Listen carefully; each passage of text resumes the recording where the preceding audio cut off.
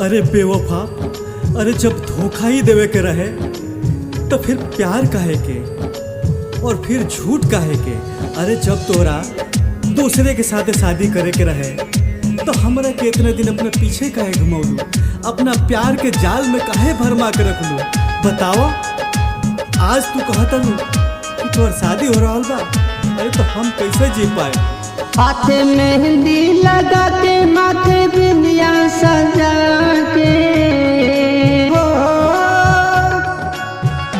हाथे मेहंदी लगा के माथे बिंदिया सजा के, कान में झुमका लगा के, जान काहे जातरू हम के रुला के, ये जान काहे जातरू हम के रुला के, ये जान काहे।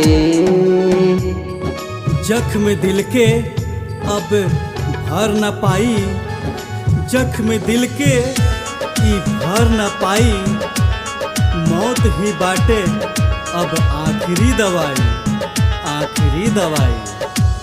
सज के सवार के डोली में बैठ जइबू, दुल्हन बन के पिया के घर जइबू।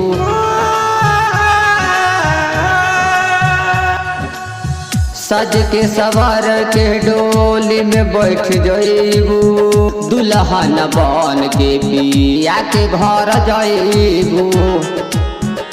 गोले हमके भूला के बेवफा हार जाई, दिल में अगिया लगा के, जान काहे जातरू हम के भूला के, जान काहे जातरू हम के रुला के, जान काहे।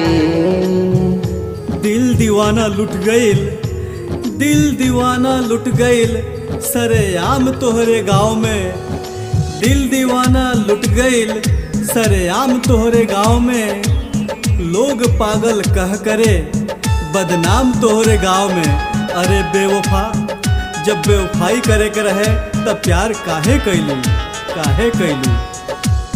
प्यार में तोहरा भइनी दीवाना, पागल कहेला अब ई जमाना।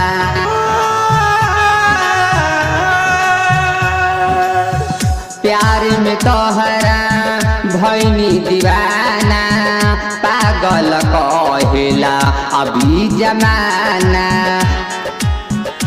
आदेशों अकेले के छोड़लू ये झूली, जिंदगी में अगिया लगा के, जान काहे जातरू हम के रुला के, जान काहे जातरू हम के रुला के, जान काहे।